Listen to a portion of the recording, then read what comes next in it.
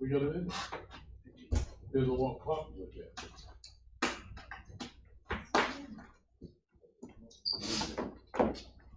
So, did you ever get cleared up with Lee about what we talked about with money? Government money? Yes, sir. But, well, I got his answer and they're running back just to make sure the math is right. But he won't answer that. Okay. So we haven't breached the other guys with it yet.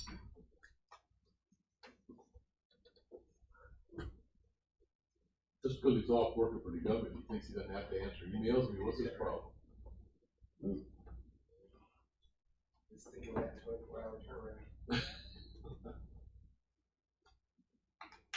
And thank you, Lee, wherever you are. Happy Veterans Day. Yeah. If you're listening, thank you very much. We appreciate all your service.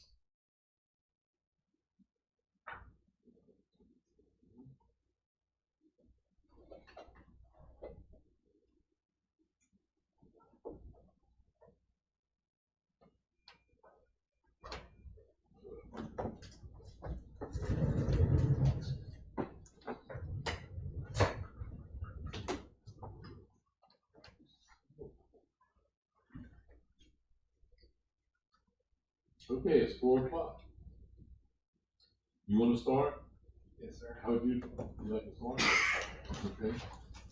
So, this new setup, probably going to be watching that screen behind you guys. So forgive me if I don't make a lot of direct eye contact. But I'm going to, Wes is going to push that presentation up on the screen. I'm going to go from that. But basically, I'm going to start out with a presentation about underground utilities. I think this work session isn't necessarily intended to litigate the pros and cons, the advantages and disadvantages of whether or not underground utilities are good or bad, but we're just here to talk about the process of if you want underground utilities and you want to build them and have them, these are the things you have to do. We're going to talk about locations where they're suitable, timeline for construction, the cost of construction, funding, where the money comes from, how much money is needed, and just some other items to consider in the general discussion. I want to put a big disclaimer. This is a general introduction provided by the city administrator of the local government. This is not a scientific, technical presentation meant to get into the deep weeds of system design or funding mechanisms. This is an overview of the various issues and things we have to consider if we want to go forward with this. There are questions that I cannot answer. If you have those, we'll try to get you answers. This is basically for you guys as decision makers and as the community, as citizens, to get overall information, take that information and say, okay, we want to pursue underground utilities, we know we have to do these things, and we will go forward and be more specific. So it's definitely not a definitive list of all things underground utilities. And Wes and I are working our signals for slide changes. Thank you, Wes. I read my mind. You don't have a clicker? You just click, like Pavlov's dog. Click. So what's the first step of getting underground utilities in your town? Well, you have to find out where they're going to go. You can do that either from the top down or the bottom up. The city can come in and say, you know, we've done studies of our island. We know where the flooding issues are. We know the elevation. We know where the rights of ways are clear. We know where the utilities are. These are places where underground power makes sense. We know where new development is coming. This is where we're going to pursue it. Or citizens can come from the ground up and they can say, hey, we live in, it's kind of funny on Folly Beach because we don't have a lot of distinct neighborhoods, but we live in the 5th block of East Erie and we would like underground power. So it's either coming from the top or the bottom. And wherever it comes from, you say, this is where we want to put the power lines, and then you do a little closer look and you have to find out, is this a place where underground lines work? The fact of the matter is that not all areas are good for underground utilities, especially not all areas of a barrier island at sea level. Places that flood frequently, places that have saltwater intrusion issues, places where there's not really a neighborhood or a large project. If it's just 3 people on the block, that's not necessarily a good candidate for underground utilities because of the expense and some of the other things that we'll talk about later. New neighborhoods are easier than existing points. As you all know, and probably been reminded recently, Sunset Point has underground utilities. They got those at the beginning, before houses were built, before the lines went up, before existing connections were made. They started fresh. There's nowhere else on the island really to start fresh. We have a 4-acre property on Folly Road. Maybe one day that'll develop, and that's a great place to maybe mandate future construction of underground utilities. Retrofitting existing development is a lot different than coming in fresh. So you have to look at all these things. Some just factors some more extra things that talk about whether or not this is a good place for utilities. One very important thing is that wherever the project link is, you need buy-in from all of the owners eventually. You don't necessarily need it to start the process, but to finish it, all of the owners have to agree, because almost every person or many of the owners are going to have some type of equipment that needs to go on their lot. When overhead lines come down, the equipment doesn't go back in the right of way on public property. It goes on private property, and that requires easements. So any one of those people, if they decide, hey, I see these plans, the city spent a lot of money, I don't want a box in my yard, I will not grant an easement. Either the project has to be redesigned or it's just put on pause until that person agrees to it. So determine if the location is appropriate. Do you have buy-in from everyone affected? The easements are a big thing. Overhead wires don't come down until all the owners on the route convert to electric or underground. So even after your project's been located, funded, and built, the wires don't go away necessarily until everyone's connected. And that takes time. If there's that one person who doesn't grant easement, who doesn't want to convert, you can't take down the poles that everyone has. That's a quick question. Yes, if I can answer it. I think, well, so you have to have 100% buy-in from that area to make it all underground, but some people can be underground, but you'll still have lines above if everybody's not. Not only will you still have lines above, you'll have extra lines above. Extra because lines a complete multi-block long underground thing has redundant lines built into it. Okay. If 3 houses, one block in the middle goes underground, then those redundant lines have to get there to go underground for that block. So the rest of the project gets extra lines. Until it's 100%. Until it's all done. Plus a box in your. Plus boxes in the yard. Box that attached to your house, or is like on pole, or. Your house comes a little while. This is not in the front. Okay. Yeah, your house is a different matter, which we'll talk about. Those pretty green boxes sit out in front. Okay. The power company's equipment won't be on your house, it'll be in your yard. Okay. So that's step one. Where are we gonna do this project? Is this a suitable location? Do we have buy-in from everybody involved? Does everyone understand, it's not instant? Aaron, process-wise, do you want questions as we go where it's connected to your comments, or Yeah, I'll take it? as we go, it's fine. So you mentioned Sunset Point. Out of curiosity, I know we have some members of this group who live there.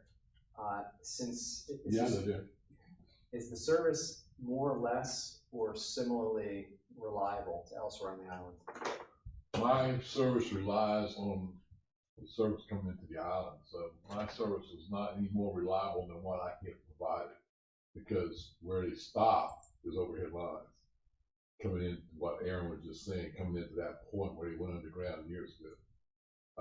My service is not as good. If there's a problem in my area, it takes 2 to 3 times as long as it normally would to fix something, because they have to find it. They can find it on an overhead line by riding down the street and say, oh yeah, there's the break, or there's the transformer that blew up, I see it, we can fix it. But when you talk about fixing underground, it takes a lot longer, because you gotta find the problem first before they can fix it.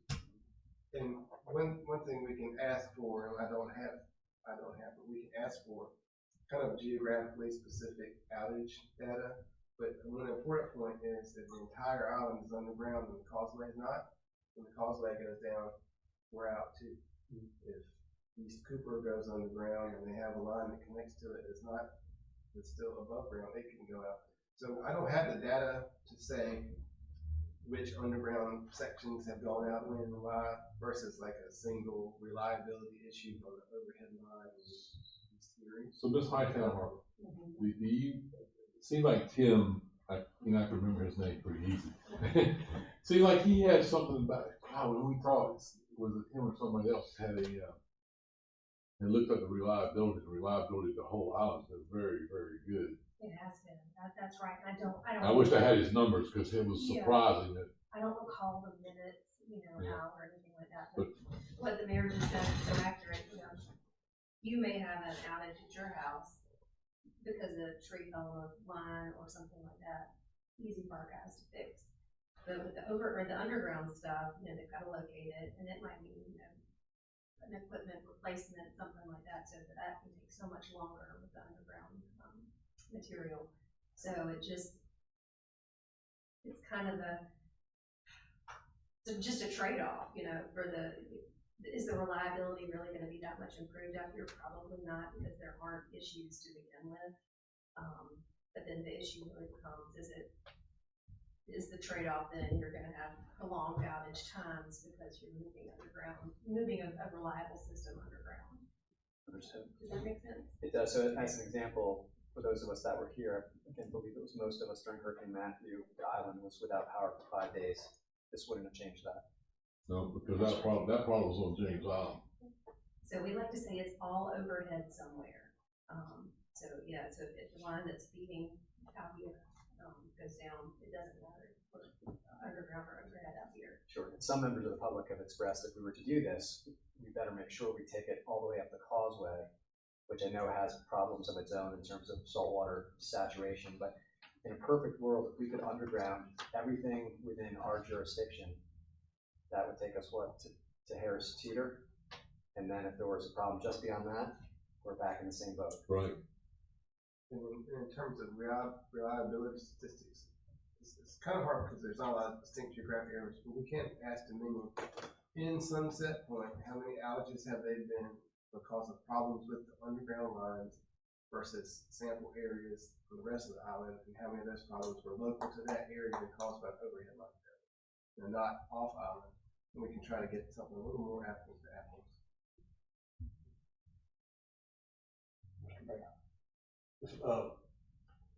I think everything happens incrementally, and you hinted on it earlier, there's very little property to be developed from a blank slate. But I wonder if maybe a baby step in the right direction is to say, going forward, any new service areas will be underground service provided if it passes the test of engineering and it makes sense and it's not inundated. And that any new service at houses, because I've heard if we go from overhead to underground, then people are going to have to change how they receive power at their house. But if we were to say now, your service has to be received underground, even from the pole, so that from the pole to your house, it's underground. And then if we were to switch from overhead wires to underground, at least the service on your house would already be applicable to accept that power underground. That is a first step. So there's a couple things in what I just heard of. So there's a difference between the underground service from the house and underground service in general. Sure. Mandating underground service from the house to the main line is definitely a first step. That would get all the new construction. Whenever undergrounds came, if it was 5 years, 10 years, 1 year in the future, they would be ready to go. They could just tie right in. It doesn't work as well to mandate public, the actual service to be underground than the Sure, wires. But the individual property service connections, yes, that's definitely a valid first step. As things redevelop, everyone will be ready to tie into a future underground line when it happens. Can residential people currently, can they underground from the lines now to their home if they wanted to? And how much would that cost? I've got some numbers on that. Okay, perfect. But yes, Sure. there's But no yeah, way, because- but you as a homeowner right now today could get your own, I don't have it. My Mine is parents have it. partially. My brother, yeah. Mine comes underground to the box, from the pole. I'd have to go underneath the street though, which would prevent me from doing it when I applied for it. So. But underground individual service connections definitely a first step. Okay. So let's say we got our project identified, everyone wants it, the city wants it, the homeowners wants it, we're ready to go. How long is it gonna take? Well, before we can do anything, before we can even get a final definite cost estimate, the system would have to be designed and engineered, the right-of-way surveyed, et cetera. That usually takes about 12 months on average for a multi-block project. So from day one, 12 months. A little later, we'll talk about the cost of that. But before you can even get to the point of knowing where your easements are going to be, or knowing how much it's going to cost, you need a design study and about a year. Once the design study is done, if everybody's still on board, nobody freaked out when they saw that they're going to have the meter boxes, then Dominion will start to acquire easements. For average, each individual project, it varies wildly. These are roughly averages. It's 8 to 12 months to get easements. When note, it's an individual holdout, can delay these things effectively forever. If old Mrs. Smith does not want a box, we cannot force her to grant an easement for the project. Either the project would have to be redesigned, maybe possibly we can condemn it, but I don't want to throw that out. I don't think we could. But generally speaking, they have veto power. So 1 year for the design study, roughly. Another 8 months for the actual easement granting. So we're looking at 18 months. After that, it speeds up a little bit. If everything's done, they've got all their paperwork straight, they can usually get started in about 8 weeks. It's impossible to tell you how long the average construction time is because it's so many variables. How long is the project? Did it rain every day? Was there a hurricane? Those sort of things. So construction time, so basically just say 18 months from we want this to the groundbreaking, and then an indefinite period or unknown period from then forward to actually build. And out here, every area can take a different amount of time because in their study, they would find the other underground utilities or underground septic tanks or underground septic tank drain fields that they have to dodge, go around, can't go through. So, there's a lot of other pieces that go with that time frame of how long it takes to actually put something How in. about roots from like these huge oak trees? If you go through, is that so you don't go through the oak tree? I don't know the I mean, answer to that okay, question. so you have to go around them, That or level of that's, Imagine they put it in with a boring. Depends if our ordinance passes. okay. I think that's just one of the many variables that go into the Yeah, design I of would the cost think every time. foot. In that case, would you bore, or is it all done open trench? It varies. So It depends. it is possible to bore. Yeah. Okay. Okay. Right. Thank you. So how much would all this cost? Again, a big disclaimer, every project is different. Costs are wildly variable. Market conditions also play into it. In an environment where there's lots of money floating around, projects cost more. Keep that in mind, we're there. So it's hard to tell you exactly, but to even get that number, you need to spend about $100,000. That's how much a design study costs. But to even know how much money you're looking at for the whole thing, you've got to come out about $100,000 to get the study done. Aaron, is the design study at a cost of $100,000 for the entire community, or just for instance For a an stretch? individual project. Okay. So if the entire community was 7 projects, it could be $1 million design study that did it all at once, or $100,000. So that's not a master plan for all of Folly Beach. That's a project specific design study. If we approach the whole island as an entire one, you can maybe do one giant one, but it's much more expensive. Aaron, I do want to say, if you have something that $100,000 amount is based on ideas of these 2 locations, they're pretty significant in scope. So if you had something that was much smaller than that, at a smaller location, just thinking of maybe, a portion of Central Avenue or something like that, that cost may actually be significantly less than $100,000. $100,000, it's all related to the scope of the project, that study cost. So for $100,000, we would get both of those paths? One of these. One of them. And so the reason we're using $100,000 is we've already this is all based on the premise that we don't want micro projects, because micro projects are cost inefficient and they actually add more wiring and problems. So that 100K is based on these model projects next, on the idea that we want a scope of significant length to make efficiency cost. So 2 sample projects. These are not final estimates, but they're also not made up numbers. These are, these are based on kind of a windshield survey of the conditions on these locations. From Center Street to the county park, $3 million. From Center Street to 12th Street on East Cooper, $3.4 million. Both of these cost estimates, again, they're a little bit more refined than just, oh, what do you think this costs? But they're not exact engineered things. You'll see those asterisks there. We'll talk about it in a second in the funding, but that's roughly the total cost to the public, $3 million and $3.4 million. So to give we've seen numbers, $10 million to put all the underground lines on Folly Beach. That's a little less. Just a little. More or less $3 million for 10 blocks. Just a very, very, very rough, not exact number. But for our planning purposes, discussion purposes, that's what we got. And even if that were accurate, that would be public funding, not Yes, taking into account all the private connections at the home sites. Right. Right, that is public funding. And when you look down, like the Center Street to County Park, that's pretty wide open right of ways. So we picked these 2 projects. Think about that. As a contrast, Center Street to the county park, West Ashley, once you get out of the commercial district, it's pretty open, easily accessible, not a lot of trees in it, not a lot of topography. So it's kind of the easy large project. And then Center Street to East Cooper to 12th Street is more expensive, but we got that long stretch right along the marsh, got more trees, more issues. So that was a little more complicated and it's a little longer. So that's why we chose those 2 routes to get a cost on, just to kind of be representative of 2 different conditions.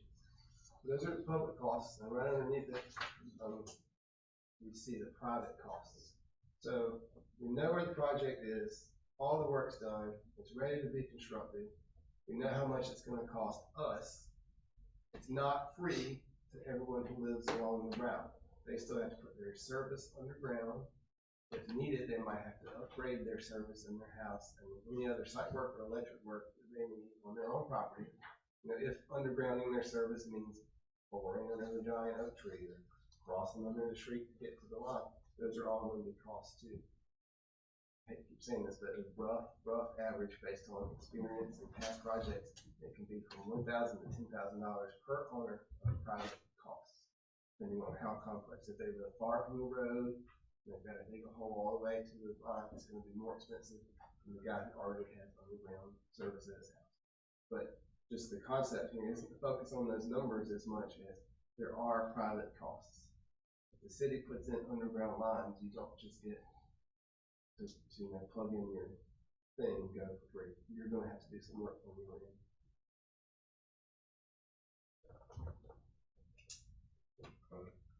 So speaking of costs, don't read that slide. So who pays this money? Private costs are obviously paid by the homeowners. Those can go straight to private electrical contractors, site work contractors, and Dominion. Just to note here, there are cities out in the world. Greenville works with their power provider to offer grants for folks. They pay up to $1,500 to cover the private costs for each property owner. If we decided to do that, we would have to find some way to fund it. The public costs are split between the city and Dominion, and this is where those asterisks come in. The standard way to pay for this is the non-standard service fund. We have a non-standard service fund, which is the fee collected on all the electric bills on Palm Beach, and that goes into a fund, which then we can use to pay for projects like this. Normally, money for this is the primary funding source for these kind of things. We have $188,000 in our non-standard service fund. Dominion will match that to pay for these things up to 50-50. So if the total cost is $3 million, we have $188,000. Dominion will pitch in half of that, which is $94,000, and leave us on the hook for $2,000 $999,000. 2 million. Whatever 3 million minus 94,000 is. So we are kind of severely hamstrung in our ability to fund these things. We do not have the money on hand today, and we will not generate through our non-standard service fees anytime in the future a pot of money significant enough to pay for one of these projects. Got, not to be too detailed, but the amount in there is a rolling 5-year number. Fees collected every 5 years are averaged out, and that's how we get our number. So unless we suddenly start providing a lot more electric service out here and a lot higher bills, our fund is never going to go up into the billions of dollars. It doesn't accrue over time. It's a rolling average. So 188,000-ish is what we have today. So if we can't pay for it out of our non-standard service funds, what do? We can take it out of our general fund. City's got about $3 million, you guys heard Tuesday, we've got about $3 million unrestricted in the general fund. $2 million of that is set aside for emergencies. So we've got about one point something million of free money in the general fund. You could take all of that out and use it for one electric project. You could apply for grants, BRIC grant, and the FEMA HMGP grant. Great sources of money. They actually pay 75% of the cost of these kind of projects. We have a good track record of applying for these projects. Katie's got a couple in the works right now. We have some for the water main grant. They're good grants. They pay a lot of money. They aren't quick and easy.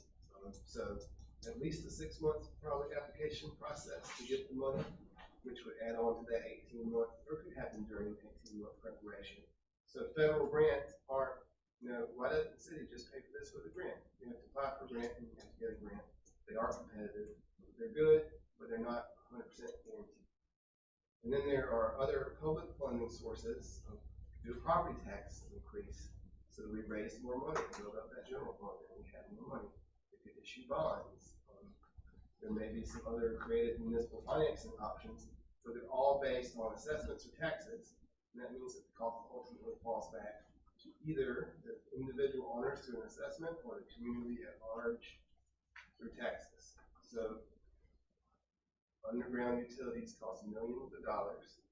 The city of Folly Beach does not currently have millions of dollars.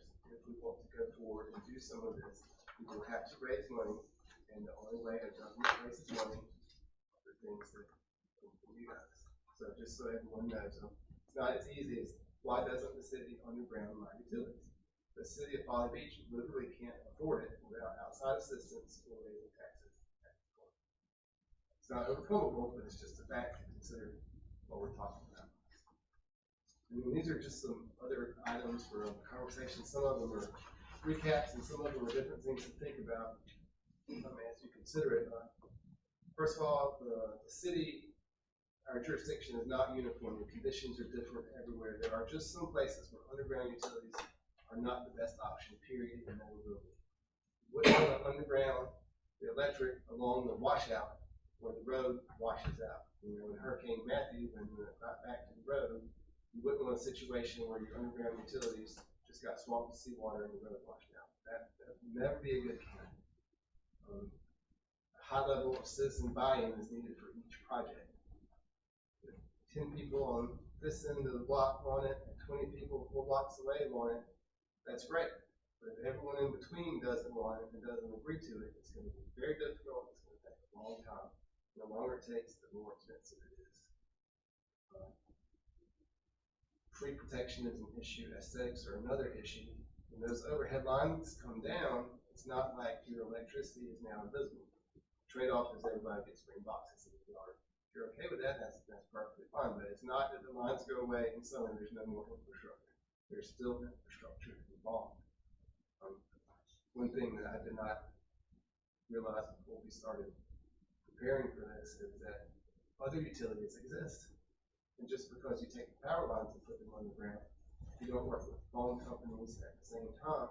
The power lines are underground, but the phone lines are still above ground, so the poles are still there. So if you're looking just to get rid of the poles, you also have to put the phone lines underground, and that adds a whole other layer of complexity, time, cost, coordination to everything we just talked about. So the $3 million did not include relocating cable or This phone? is just for power lines. You know, street lighting, of course, It's just- not that there's much of it, but that will remain on certain poles. Or you get a definitely pole not in your yard, like the lighthouse where there's a freestanding pole, but I mean, yeah, it's still gonna be lights on a pole somewhere. Private owners have to pay some money, it's not, the city does it, it's free for you to connect. The hard truth is that right now, we don't have capital on hand, we will have to either raise it through taxes, bonds, or some other public financing method. Successful models are out there, this is not a problem that can't be solved, other communities that do it, we can do it, but it won't be overnight. If we decide to put power lines on Folly Beach underground and we find out where we want to do it, it can happen, it can be done, it will cost some money, and it will take some time. So that's just kind of an overview. Yeah, the bottom line is, it can be done, it's not gonna happen overnight, and it's not free. If there's enough support on the board, what would be the first step to get the first step? To require underground when feasible for any new construction, and to require underground service from the pole to the house on new construction, or? That would be a great first step. Another great first step would be an island-wide study to determine which areas are suitable for underground utilities. We could do one for free though, and the other one we'd have to pay for. Right, oh yeah, right, yes, So sir. why not expedite the free step? That's really a nudge in the right direction, but it's better than standing still. Yeah, I mean, it's definitely something we can do, and it has been done. I don't know if there's enough support to do that, but You talk about new stuff, I mean, it's fine, but even that's not free, so if you're building a new house, you're adding $1,000 to the cost of the new house, but that's building costs, I mean, you build one, that's, you know. and it's underground, and you know, Yeah. that $1,000 wasn't the most important thing that I discussed with my builder. I know, that's what I'm saying. I'm concerned about staff time, I'm looking at employees, things of that nature. And it probably might not be easy to be measurable, but let's just say we all agreed. Money, was resolved, staff. Well, there are different approaches. The city of Charleston used to put the burden for organizing the citizens, rounding up the easements, coordinating. The headline that made the big splash, city of Charleston made it easier to get underground power line. If you read the article, what it said is they rewrote their process, so instead of putting the burden on the citizens to organize and get the paperwork together, they brought it in-house. It just means that someone of the 12 administrative employees of the city of Folly Beach would be responsible. It's not impossible, it can be done, but it would require extra staff time. That would be the top-down approach that you were speaking of earlier. Yes, sir. Or, I mean, it would be, they came from the bottom up and said, we want power lines on East Arctic, and the city council said, yes, we'll do that for you, but someone here will have to do the work. But I mean, that problem can be solved, but it would create. It almost created a full-time job. I believe that the city of Charleston did hire employees to Yeah, manage it. because I know a guy that used to work for SCNG, which is a bad word now, right? But, I mean, that's all he did was acquire easements, and that was for 30 years, 5 days a week. So, I mean, because the city of Charleston had a project, and I forgot what street, it was on Orange Street? So, It got held up for years because a couple of people down there said, hell no, I don't want this. Everybody else on the street wanted it, and they said, nope, I'm not signing off. So, that's the kind of stuff that a staff person's gonna end up beating their head against over and over and over again, trying to get done, for a process. Again, you knew me, I'm a process person. The other part of this is, are we looking at this at our strategic planning? Are we putting all of that out on the table and looking at the big picture as far as priorities, funding, so on and so forth? Like, what are the steps from here to look at staffing, funding, all of it? Well, up to now, underground utilities have not been a priority or a planning in any of our long-term plans. So we're basically starting fresh, saying we are now tasked with incorporating underground utilities into our future plans, and we would address it as the future plan came up. I can't tell you what resources are needed because we haven't studied it. Understand. Let me ask you one question that hasn't come up, just come to me, is, so we got 4 acres of land that could be developed into a new, I don't know, 30-house project or something. If we said we required all that to be underground for that, but they would have to, whoever the planner was for that, the developer would have to provide you easement for all your, from the highway in for underground? Is that how that works? Yeah, you can tell us, or you can, pass an ordinance that says it has to go underground. That's not unusual for, Mount Pleasant, I think it's like that, any new development, it has to be underground utility. Right, there has to have the underground utilities. But yes, the developer would have to then grant easement. And we have plenty of people that work full time around the clock on just that easement acquisition. So how does the extra cost get? It's usually built into the cost of the home, and the homeowner pays it. Well, yeah, but I mean, how does the extra cost for you, Dominion, get taken into that consideration? As we are building the line to serve, maybe I'm misunderstanding the question. You probably charge the developer. Right, so Okay. we're working with. So all right. Right. That answers the question. Well, and I was gonna point out exactly what you said, and so people understand, because not everyone fully understands what an easement is, but an easement is something that a homeowner gives to the utility company. And frankly, it's one of the reasons that those utility companies can come in and trim your tree back or cut it down, because they have an easement to take care of that line. So even with an underground line, there's still gonna be easements. There are different kinds of easements, they're underground easements, but it's still a maintenance easement. So there could be a day when they gotta come in and repair that line, and you've got a tree on top of it that might have to go.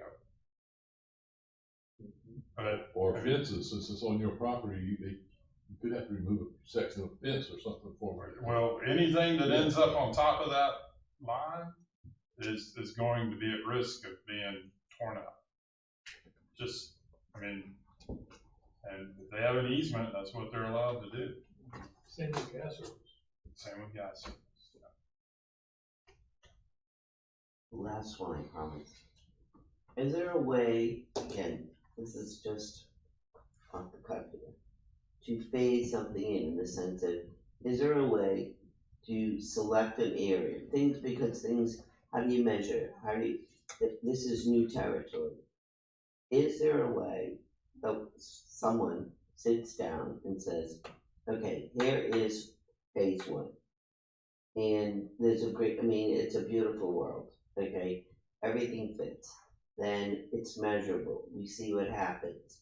We see the whole process in this, as opposed to sort of looking at the big picture and solving problems potentially to create others.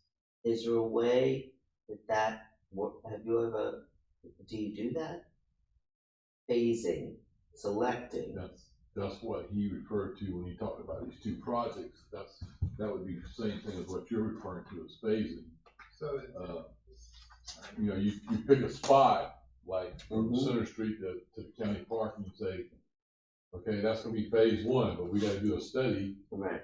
So there's $100,000 to do that study, just rough number off the top of your head. They come back and it's gonna be $3.3 million instead of $3 million. Then you gotta go out and get everybody to give you an easement down that line. Right. So that is basically what Aaron referred to. You would be the same thing as you call it a phase 1. You pick a spot, you do the study, you do all the work, and you place the line. and it's kind of similar to something we're working on with the TVPC to create a master plan for the rest of the commercial district for pedestrian paths. Mhm. That's gonna create, you step back, you do a master plan that gets you the very rough outline. This is what it takes to do the entire commercial district. And then the city council, city staff, public come back and they look at that master plan and say, now that we know the relative costs and benefits of all these sections on a rough level, through community preferences and demand, economics, you say this section, has the highest cost benefit ratio. This section will be the easiest, quickest to do. We'll do that one first. So with anything we do, you start by looking at the whole thing, getting a rough idea of how things fall, and then prioritizing it. So we could definitely do that. The process of selecting which project is first could be, citizen demand. Where are the citizens demanding it? Where is it easiest? Where is it most cost efficient? So definitely some prioritization would have to happen. Would, yes. Thank you. Yeah, there's clearly demand for this, by virtue of the emails we receive and what's out there on social media. I agree with Councilmember Farley that we should grab the low-hanging fruit, which may very well be things that are within our control and not of great cost to the city. New projects require it, house by house, small subdivision by subdivision, to the extent there's still available land to do that. Again, to me, it would make sense to deploy the $100,000 to, in a finite fashion, study the costs, and then use that to the best of our abilities to extrapolate what would it cost as a whole community to do this. And then this is a really big picture question to you.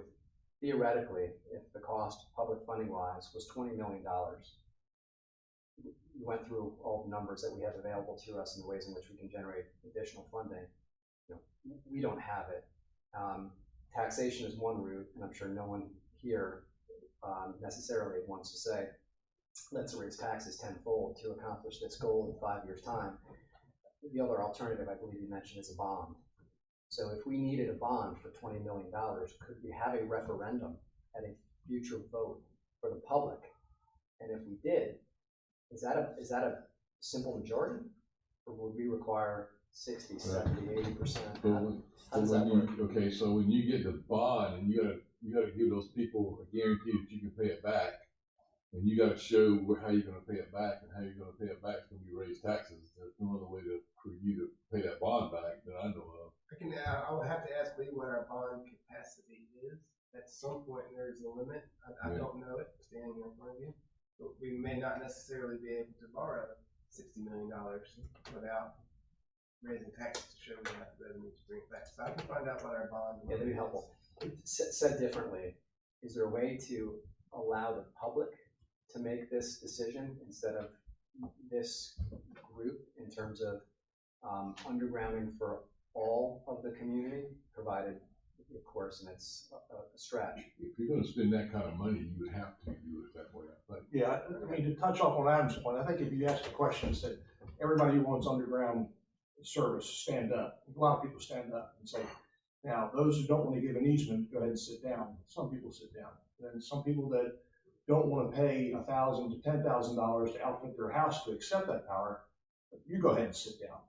And those that don't want to pay more for electricity, you can go ahead and sit down. Those that don't want higher taxes, you can go ahead and sit down. And those that don't want us to use emergency funding that we've got squirreled away, or money that we've got for beach preservation, or some other funds that we have, go ahead and sit down. And by that time, you got very few people that are standing up, because really it is about understanding the cost, and that there's no new money to pay for this new project. It's got to come at the cost of something. And I think when people learn that, they're probably not willing to make those sacrifices. And that's why we're here today. So Adam's point is, ask people, but ask very direct and pointed questions. It says, are you willing to do this, this, this? And then see how many people actually say, all 5 of those, I'm ready to go. And that was my whole point of having y'all here today, was to get that kind of information. So when somebody approaches you from the outside, you can say, okay, let me ask you these 5 questions. Right. Because this is what's going to really depend. Number one, we'll see how serious you are and committed you are to getting underground power. Or would you just like to keep your lights on the way they are?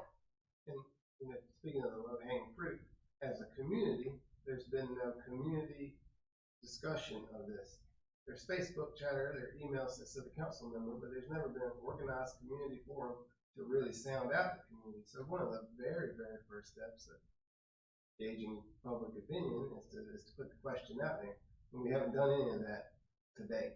Well, when the new website comes up. So we could certainly start by survey tools, focus groups, planning commission hearings, town halls, just to get public sentiment. But right now, we don't have an adequate idea of public sentiment beyond the folks who have taken the time to email you guys or post on social media. So, as to your question, could the community decide? The community will always ultimately decide, but right now, we don't know what the community thinks. We know what a vocal few members of the community think. We have, to date, taken no broad measurement of community sentiment. But a survey tool is gonna be included in the new website. I believe so. As we develop it, I mean, certainly, this would be the first probable use that we have once it becomes online, is to go ahead and set up a direct survey and ask people. But in regards to the specific methods, if you guys feel that we need more opinions or, opinion from the public, we can start by gathering that. Well, I think the first, like everybody said, is that first they need the same information that we have. The way you described it, Mr. Folly, was perfect. Everybody stand up, now start sitting down when you ask specific questions. So you could even just initially start by pushing this information on the website we have. I have to say, I'm slightly disappointed that we don't have more public turnout today. Right. I thought that we'd have more folks in the audience today. I hope that we have some folks watching at home. I know we've got a few dedicated viewers, but the purpose of meetings like this is to get information out of the public. So we're going to keep pushing it as we can.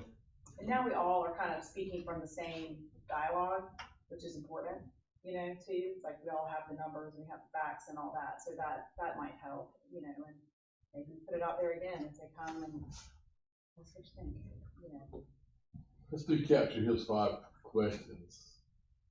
So we'll send it to all the city councilmen so they don't forget the 5 questions. Because come up with them again. Well, I think we can all remember them if we do it pretty quick.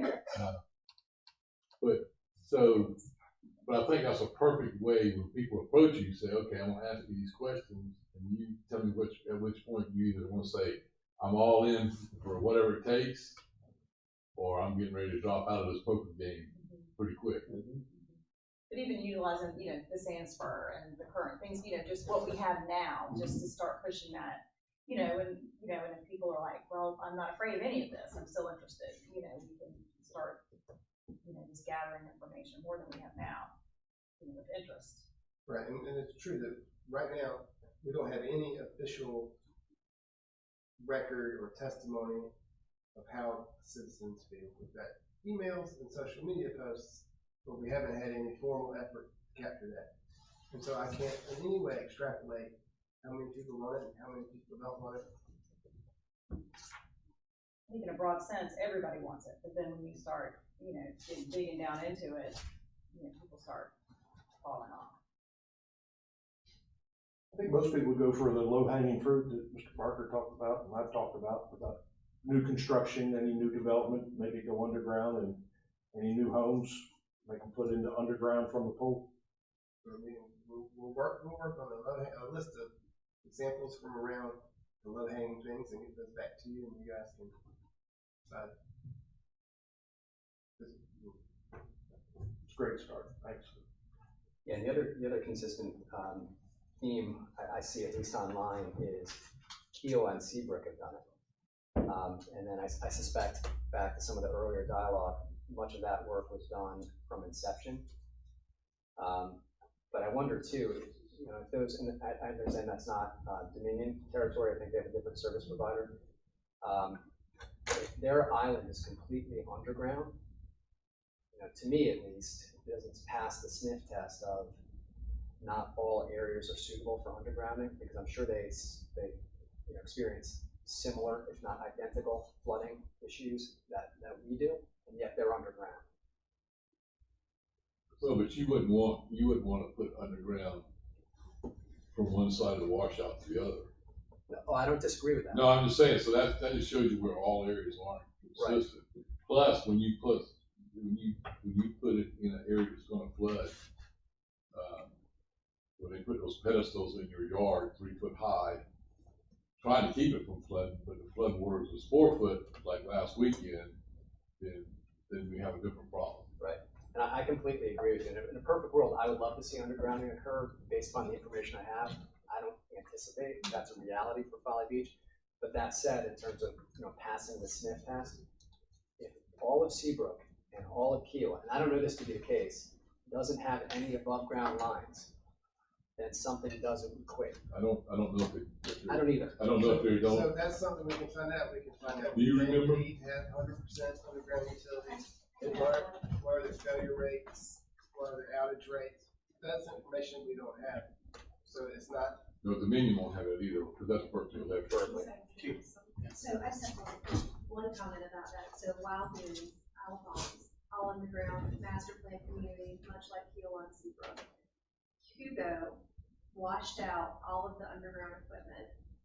They found the huge switchgear boxes, so not the small transformer, the smaller grain box, but the big grain boxes that you see. They found those over in Mount Pleasant. So, that, I think for me personally, that's a good example of how destructive these communities, your oceanfront communities really can, or how the ocean can be destructive to that underground infrastructure. And that was a long time ago, but some of us were here then. We're not, but for a closer one, Eddystone Beach just got wiped out. You remember when it was all in the paper, when all the sand on the beach was now covering the streets and all the blah, blah, blah. So, we can talk to those folks today, so they're looking at trying to put their power back over here. Wow. So we'll have to look at our future communities with underground power, and to fully complete that analogy, we'll find out how the underground power lines have fared in flooding and erosion events.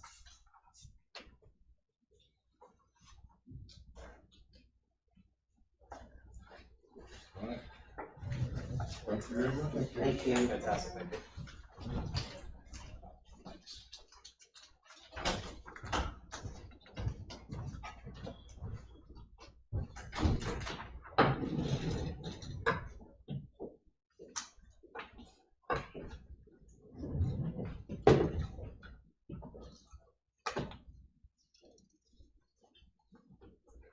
That the easy stuff?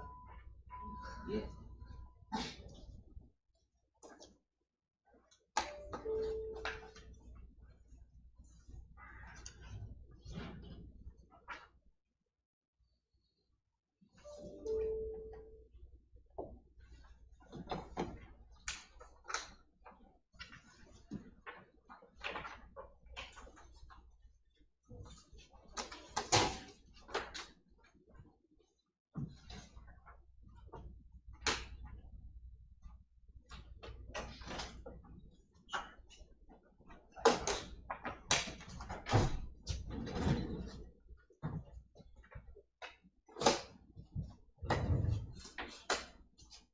Whenever you're ready.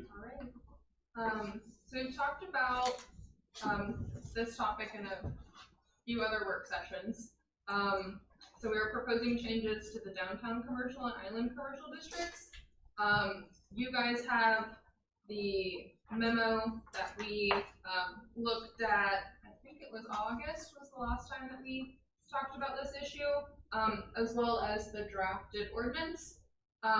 Today, I really wanted to just take some time to tell you why we are doing these changes, because that might have gotten lost in the shuffle. So these proposals will implement previously identified planning goals and address emerging trends and development of the core commercial districts of the island.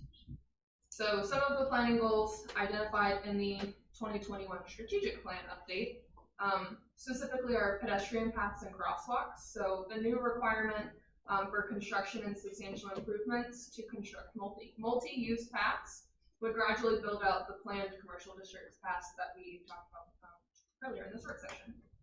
The city is currently finalizing plans with the TBBC to do that initial concept design between 2nd East and 2nd West. This was also in the previous 4 years of strategic plan updates. Also in the 2021 strategic plan, there's a development for permanent outdoor space for restaurants that was identified as an element, and that's been incorporated into the proposal that's before you today. So the proposal incentivizes the creation of semi-public / streetfront patio, porches, and courtyards. By exempting them from lot coverage limits, this will provide all new businesses, including restaurants, an option to create space along the sidewalk. I think this was really exemplified during the COVID times when outdoor eating was very popular and continues to be popular in our beach community. There are also goals that were identified in the 2015 comprehensive plan that were strengthened within the 2021 update that we just finalized.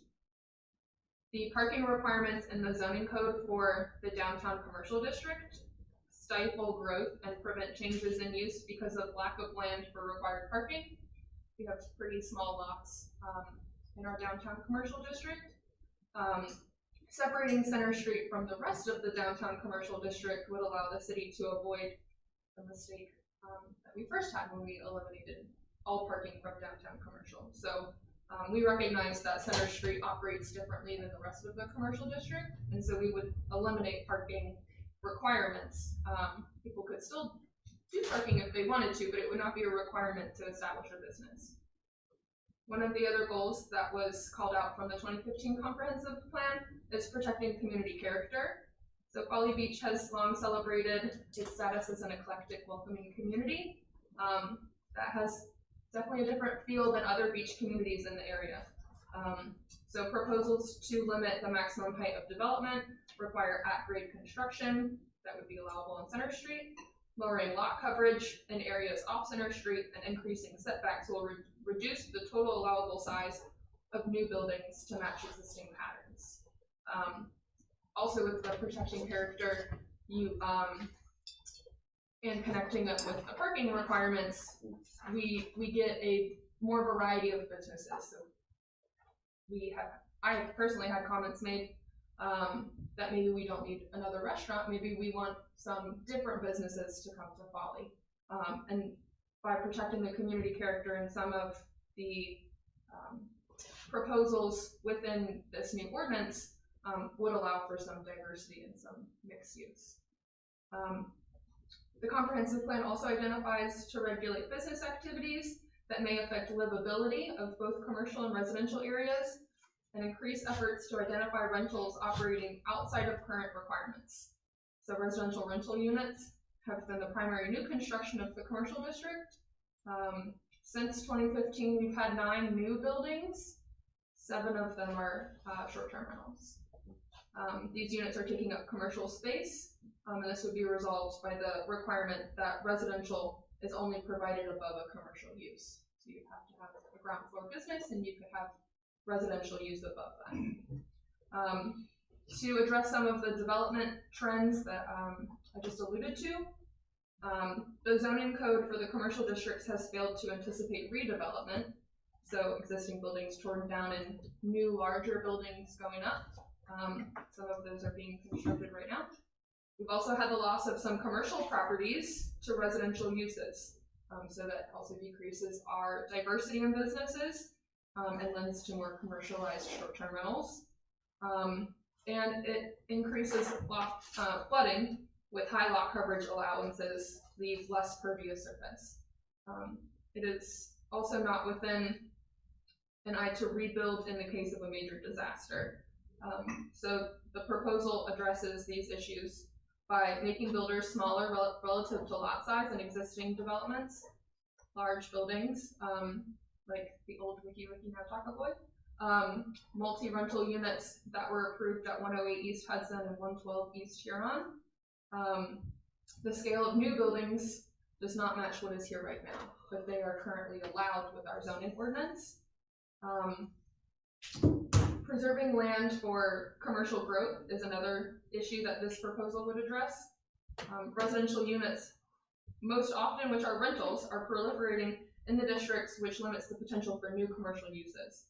The city prohibited multifamily in the Island Commercial District, After large condominium projects became the dominant type, further action must be taken to prevent single-family duplex uses from doing the same thing within our commercial district. There are outdated setbacks and max heights, allowing buildings that are too close to neighboring uses and too tall for Center Street. Those same examples that I gave fall in this as well. And then lot coverage requirements for Center Street apply to the rest of the downtown commercial districts, which allows 50% lot coverage on full-size lots, separating how Center Street operates with the rest of the commercial district would generally lower the lot coverage, and so that would increase our stormwater function throughout the commercial district. That is the points. Just wanted to remind everyone why we are doing this pretty major overhaul of our downtown and island commercial districts.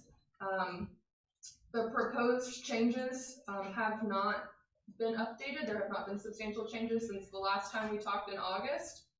So that ordinance, those two ordinances that you have before you today and the proposed zoning map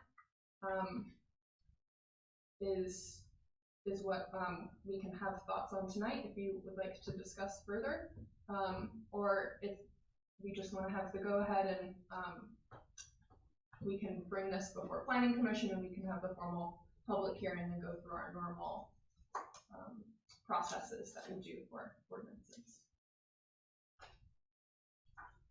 Yes, Councilmember Rich has some statements and questions. Great. The incentive for porches does not match the intent behind outdoor restaurant space in your strategic plan. Yes. You're referring to public common spaces and their strategic plan refers to outdoor dining, etc., specific to each establishment. Okay. And then his questions directly.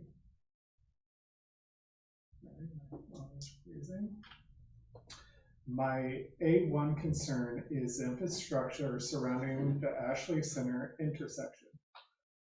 As it stands now, the intersection floods during rain showers. It floods the Sand Dollar and comes to the door of Rita's, Snapper, and St. James. It covers the median and times becomes very dangerous to passing traffic. If we were to make it easier to build two St. James-like buildings on either side of the Sand Dollar, it would create havoc. I understand that as it stands now, these lots are fully buildable, but not to the degree of what we're looking to change it to.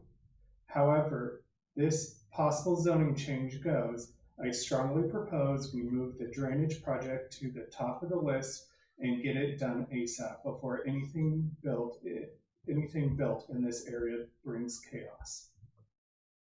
I can respond to that one. We do have an island-wide drainage study. Mr. Bachelor, I'm just going to address the outdoor space for you first. Okay. So we do have an island-wide drainage study that calls out that Center Street Ashley intersection. And that is one project that we can focus on if council wishes.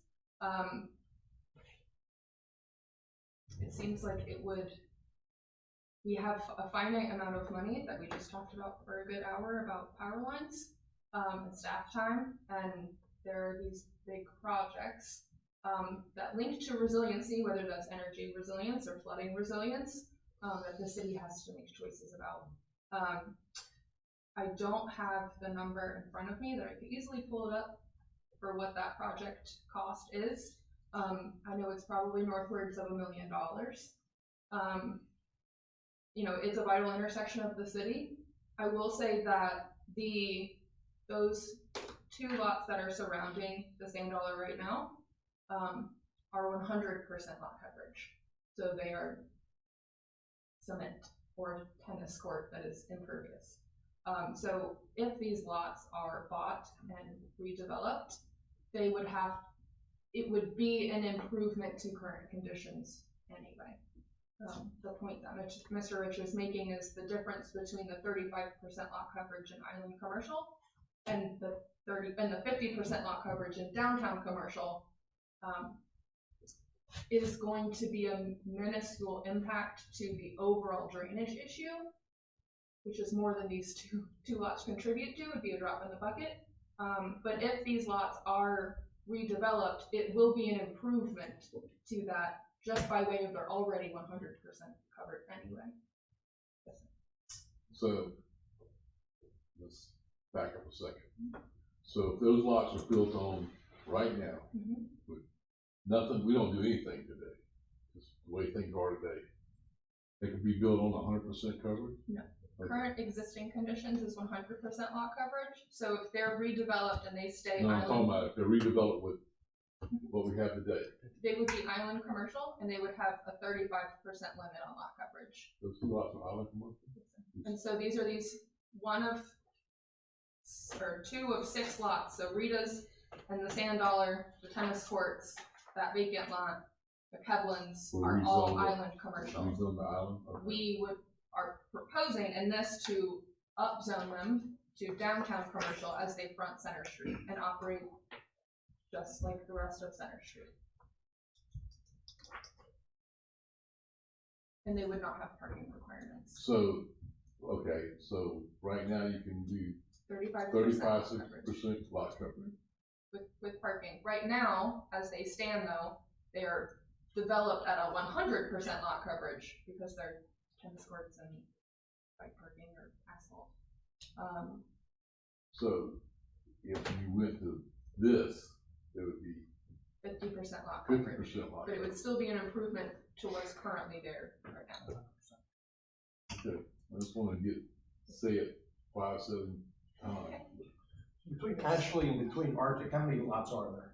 I mean, there's McKelvin's, is that one lot, and Rita's is one lot, so there's only 2 lots? There's 2 there and then there's 3 on the other side, so there's 5 total. So the 3 on the other side would be the undeveloped part that is not, it's not impervious, I mean, it's not asphalt, it's gravel, right?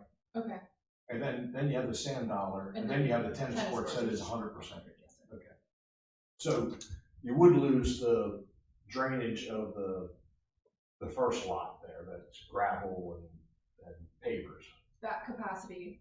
However, there are stronger stormwater requirements that were passed just in the last couple years, that those lots would have to conform to. Stronger than what the Sand Dollar had to do when it was built, and more than Kevlin's had to do when it was built. Okay. So there are some regulatory processes that are. I agree with Mr. Rich, that should be a priority in the drainage study. I'm ready to implement that whenever you give me the Yeah, okay.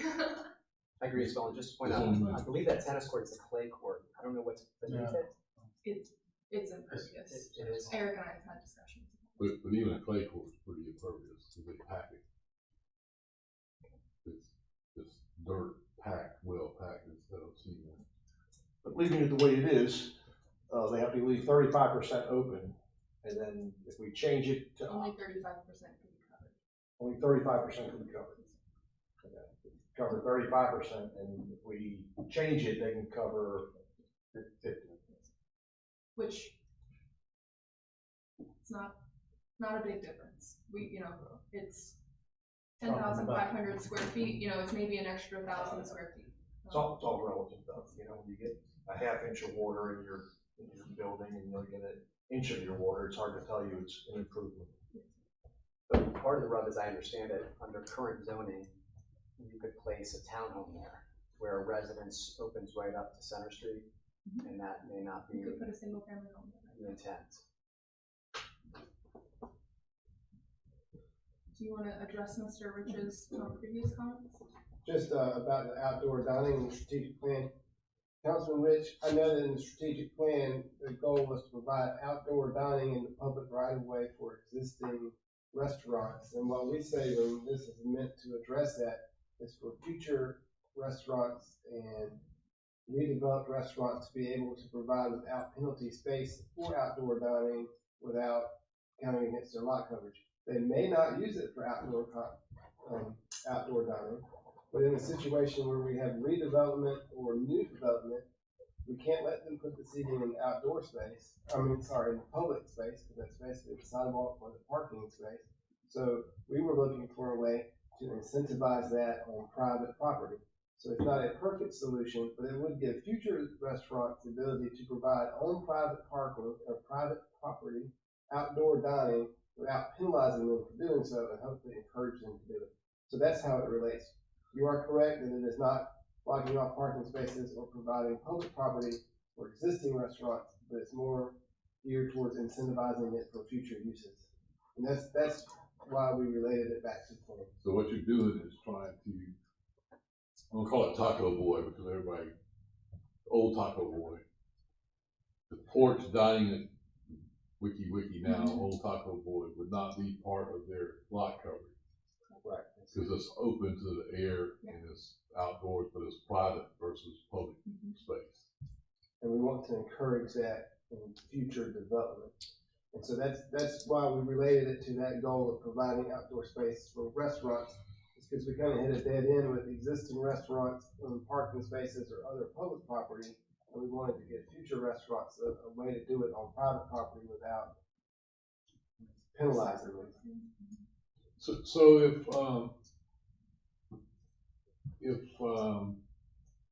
the drop-in deli, they're not gonna have it out front, but they could put outdoor dining out back behind their building because they have an access off the sidewalk down the side of their building. Well, the way it's written is for it to be provided on Center Street, or at least that's the intent. That's not the exact language, but the way it's written is for it to be on Center Street to encourage that blending of public-private realm and activate the street. So, But if the building's already, I'm just saying, so if the building's already there, but if they could do it behind the building, do they add They just wouldn't get the outdoor incentive of. dining without that being considered lot coverage? that's not how it was written, but if that's what we wanted to do, we could change it. But the goal was to encourage it. I understand, but that's building from scratch. Yeah. I was trying to think of a way that they could use it. So that's definitely an option where we could tell existing folks, like Planet Hollywood, who are over their lot coverage limit, that if they wanted to do something in the back, we would exempt that. But it would, okay, but we could say it had to be adjacent to a public access point, which would be that alleyway back behind those buildings, or the side street between Follywood and the Crab Shack. Well, so I haven't, noticed what's underfoot at Jack of Cups, but I've eaten out back a number of times. What is it? It's not paved, is it? Part of it is, I think it's brick. and part of it's not. Brick. Some of it's brick pavers. They have some sidewalk. Which is pervious. Some brick pavers are, depending if they're installed correctly. Right now it's currently all tinted. Currently, it's what? Tinted, they have a tent over their back patio. Which in my mind's eye doesn't make it impervious, just because the water kind of runs off on the sides, but I don't know that we want to create an incentive for the likes of Jack of Cups to go back there and put all impervious surface underfoot, when what they have, if it is pervious. Yeah, I think the intent is to create more public areas in the way of the porch of the Avocet building or whatever, and not just more eating space out back. I mean, Jack of Cups, I think there's a nice little outdoor area. Hollywood's got the nice little deck area in the back, but I don't think that's what we're talking about here.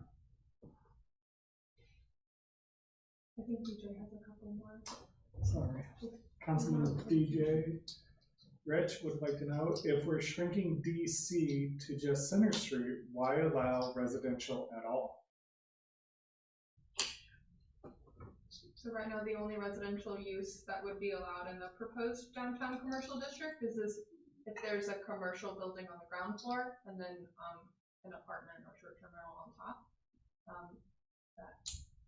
And the reason we propose that is because in your downtown primary commercial street, it's good to have residences over commercial use because you preserve that land for a commercial use, but you actually activate the street. I mean, we don't have a problem really with street activation at night, but in general, you want to encourage people to live on your main street, to walk on your main street.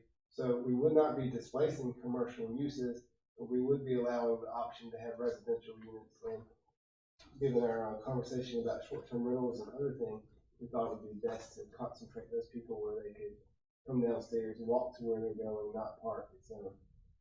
That's just the thinking behind it. Standalone residential uses would be prohibited. This Councilman Rich noted.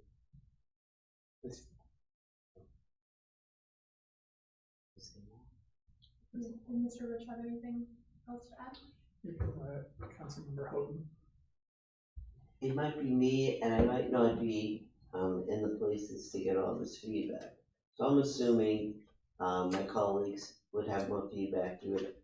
What I don't get approached with, I don't get approached from businesses that say, you know, Catherine, you know, da da da da da, or, you know, have you thought about this? And going red to orange. I mean, you know, all of this. So I'm the first to say, I haven't had business folks approach me, how this benefits them, how this doesn't benefit them, that process. So I would say that first.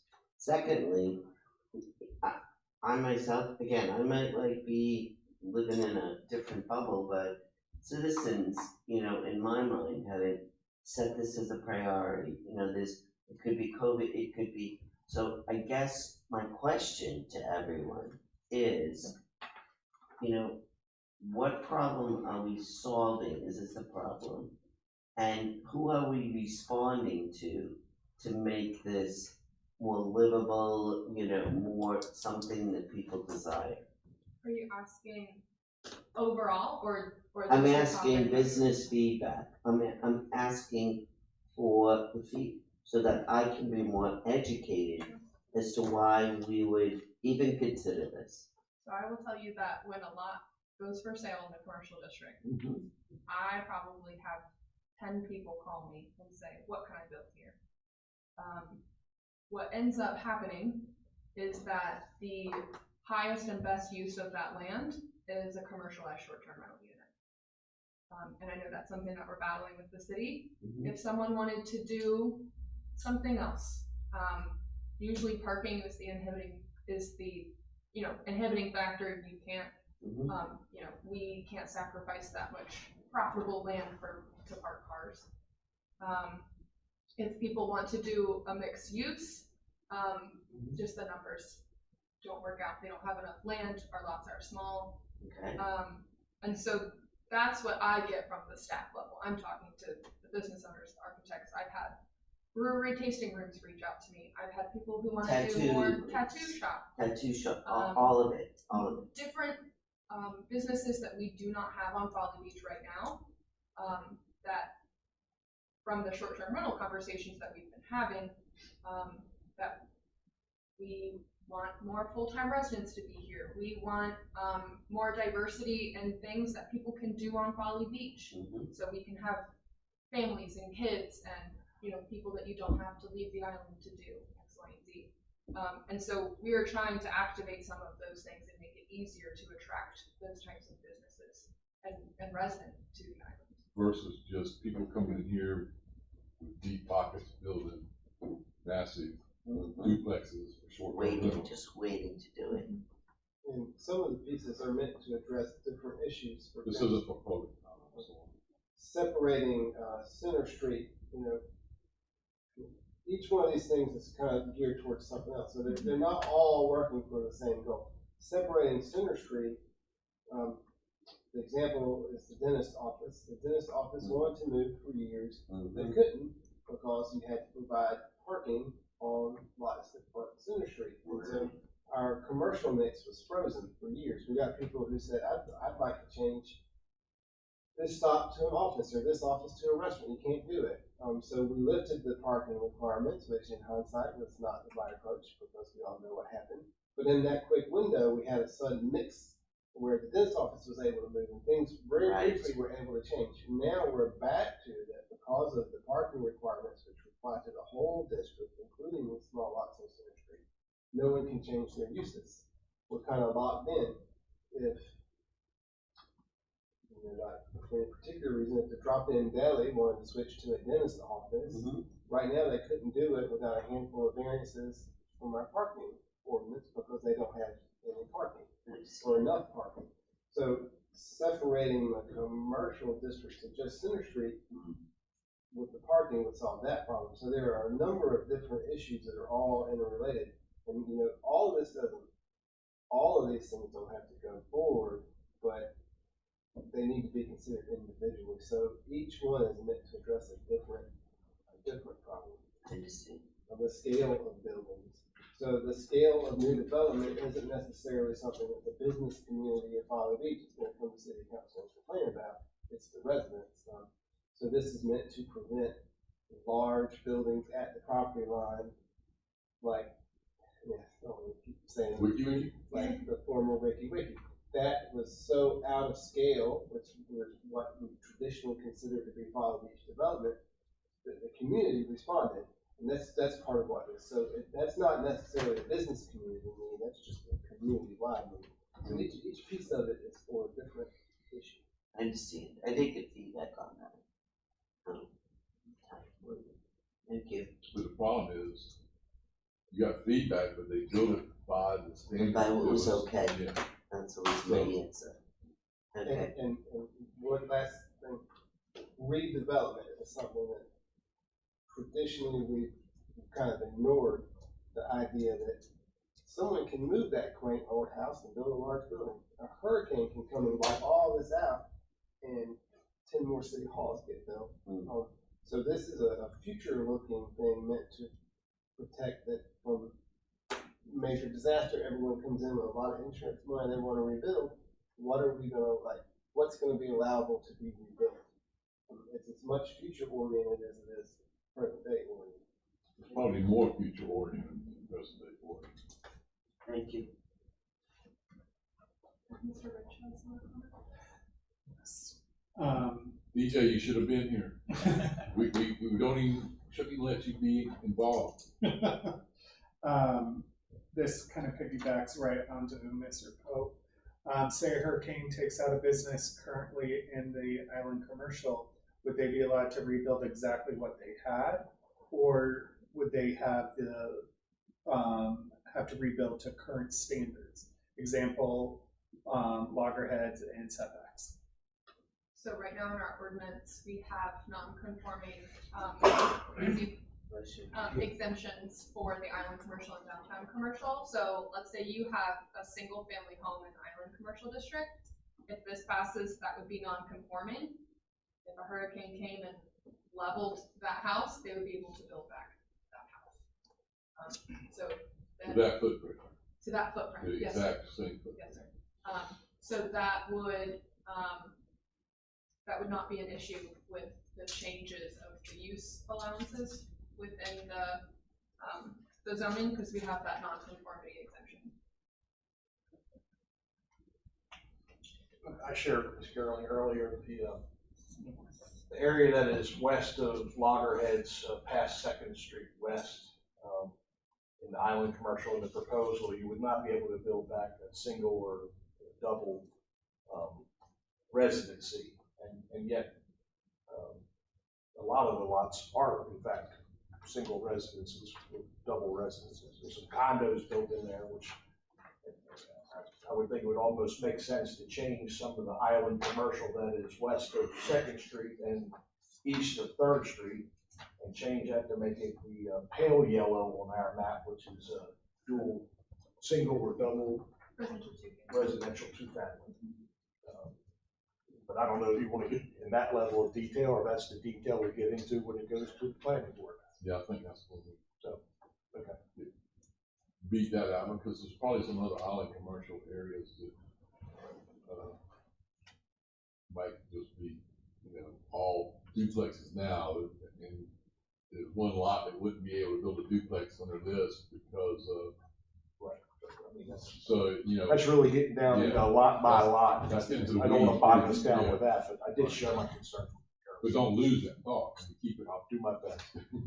Write it down. Thanks. Katie, what's the, talking about a new island commercial? It says that some of the setbacks would be, could go from 10 feet from 0, and then some could be as much as 20.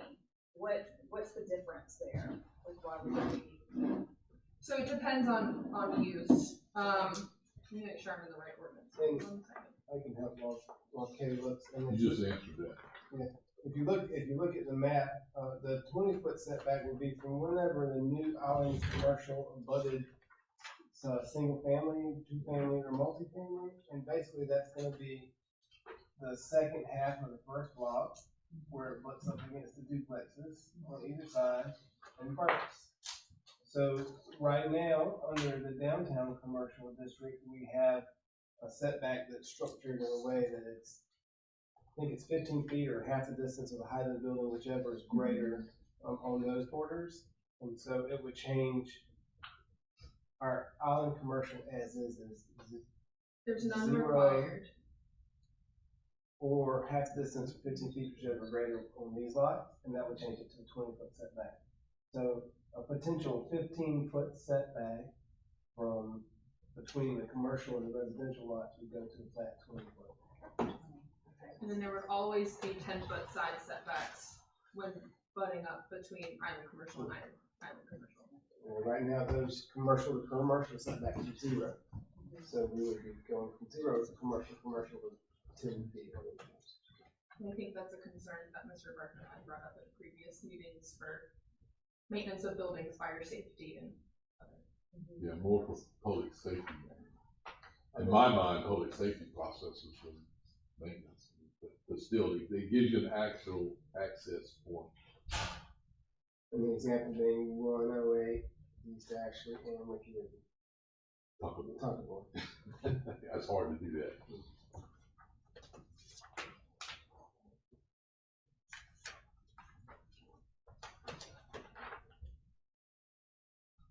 So is this something else that we would like to have another work session on, or would you like to see this on your agenda to remand to planning?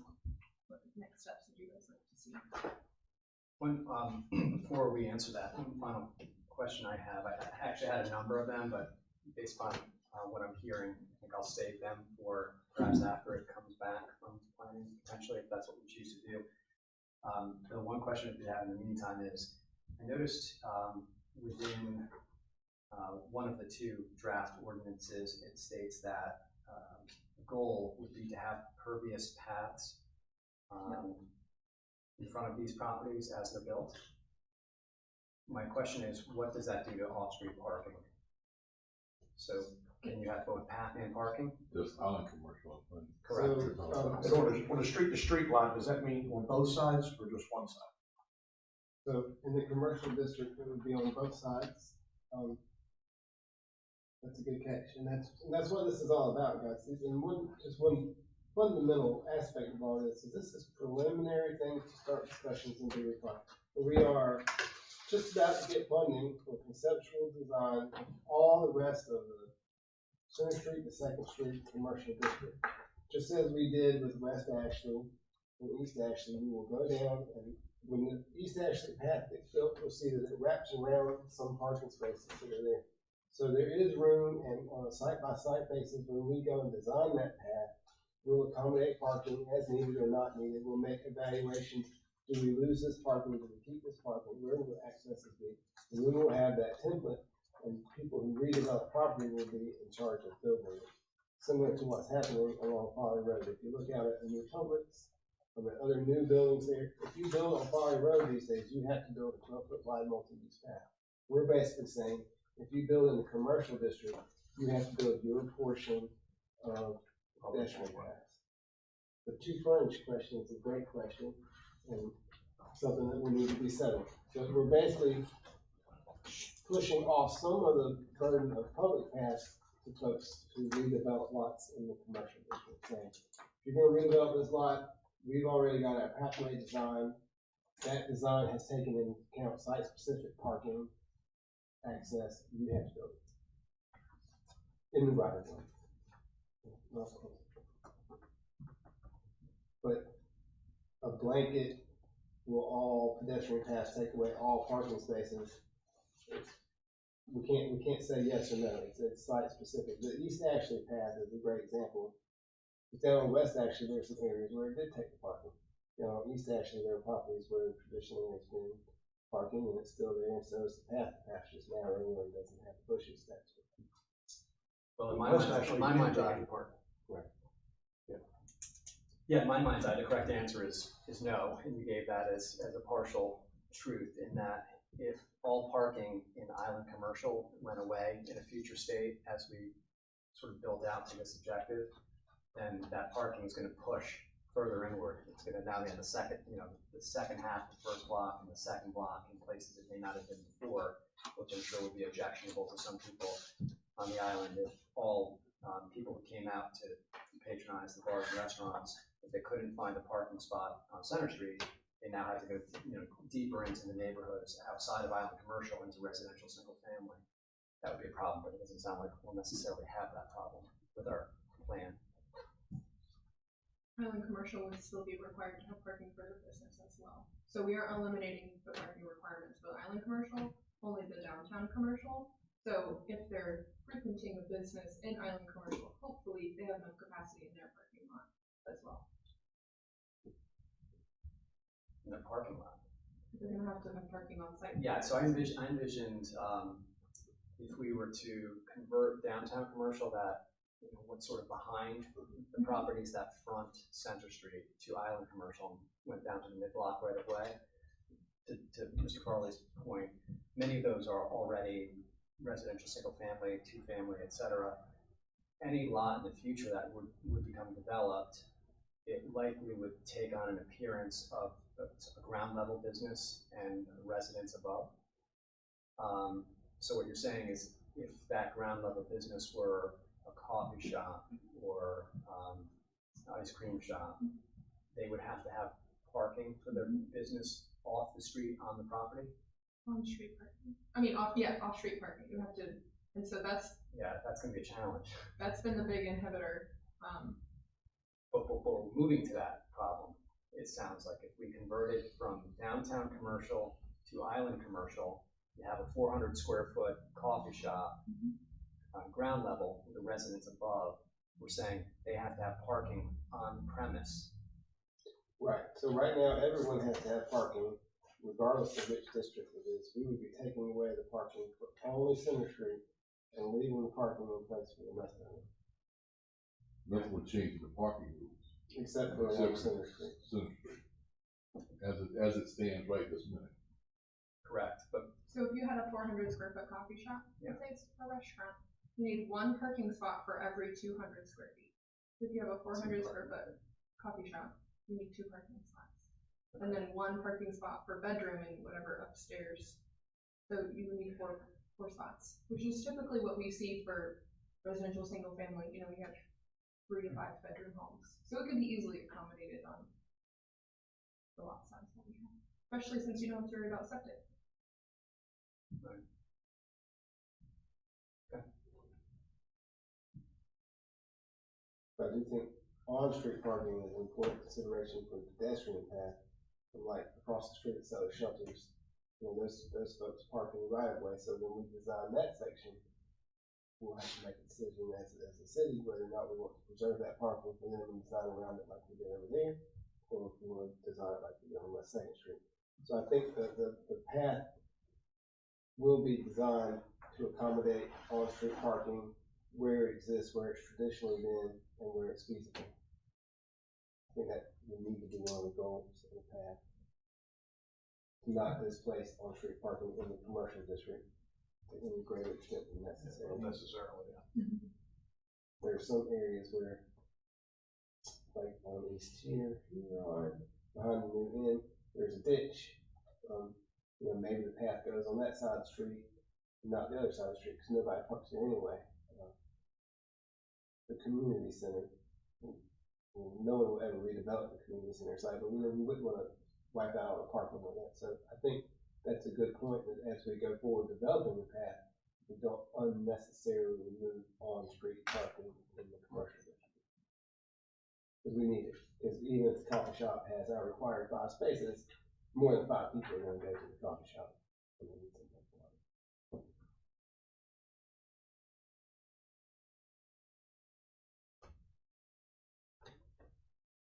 Any other questions? comments? Okay. So all in, all done? Everybody's gonna call? Yeah, well, I don't know that we answered, Katie's question. What's the next step? Are we, another workshop? Do we remand to planning? Personally, I think the next step is put it on the agenda for December, remand the planning, and you'll sit back for a couple of months before you ever hear back through the process. I think that's good, because I'd like to have some opportunity to look at it a little bit more, maybe share some more comments with, Public input as well. but there's no reason to stop and wait on me to get those comments. I can make those comments as it continues to planning and get public input and keep things moving forward. I support what you just said.